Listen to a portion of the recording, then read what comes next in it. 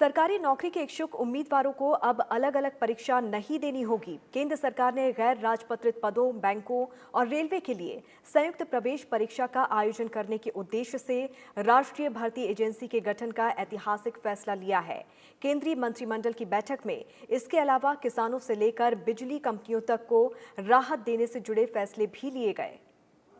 युवाओं के लिए सरकारी नौकरी के अवसर से जुड़े ऐतिहासिक फैसले के तहत गैर राजपत्रित पदों पर भर्ती के लिए नेशनल रिक्रूटमेंट एजेंसी सामान्य पात्रता परीक्षा आयोजित करेगी।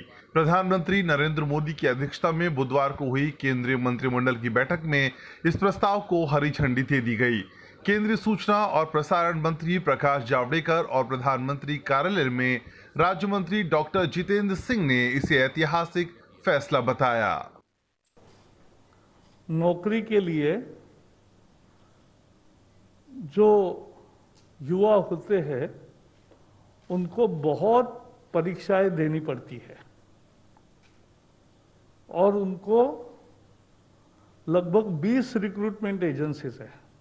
तो कोई 4-5 में अगर परीक्षाएं देता है तो उतनी परीक्षा उतनी जगह जाना, ये सब समाप्त करने के लिए एक ऐतिहासिक फैसले में नेशनल रिक्रूटमेंट एजेंसी, राष्ट्रीय भर्ती संस्था, ये परीक्षा लेने वाली कॉमन एलिजिबिलिटी टेस्ट ये लेगी और इसका करोड़ों छात्रों को लाभ मिलेगा। छात्रों को यानी युवाओं को लाभ मिलेगा।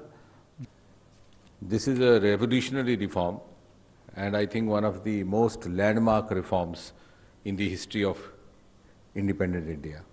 Okay, this is a reform which will bring in ease of recruitment, ease of selection, ease of job placement and thereby ease of living, particularly for certain sections of society which are at a disadvantage on one account or the other. मंत्रिमंडल की आर्थिक मामलों की समिति ने किसानों के हितों से जुड़ा अहम फैसला भी लिया।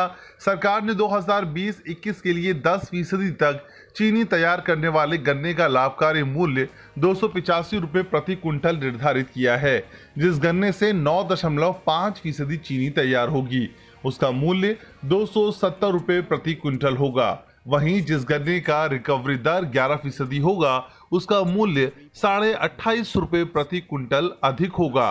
केंद्रीय मंत्री प्रकाश जावड़ेकर ने कहा कि इस फैसले से करीब 1 करोड़ किसानों को फायदा होगा। केंद्र सरकार ने जयपुर, गुवाहाटी और तिरुवनंतपुरम हवाई अड्डों का परिचालन निजी हाथों में सौंपने का फैसला भी लिया है।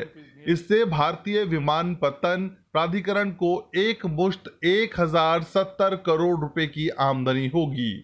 जो अपफ्रंट 1070 करोड़ लगभग मिलेंगे, ये एयरपोर्ट अथॉरिटी ऑफ इंडिया दूसरे छोटे शहरों में एयरपोर्ट का विकास करने में काम उपयोग में लाएगी। ये पैसा बहुत महत्वपूर्ण है। और दूसरा फायदा ये होगा कि यात्रियों को अच्छी सुविधा मिलेगी।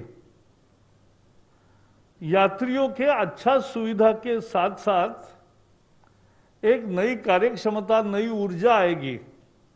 सार्वजनिक जनभागीदारी यानी पीपीपी के आधार पर 50 साल की लीज पर इन हवाई अड्डों का संचालन, प्रबंधन, रखरखाव और विकास का जिम्मा निजी कंपनियों के हवाले होगा।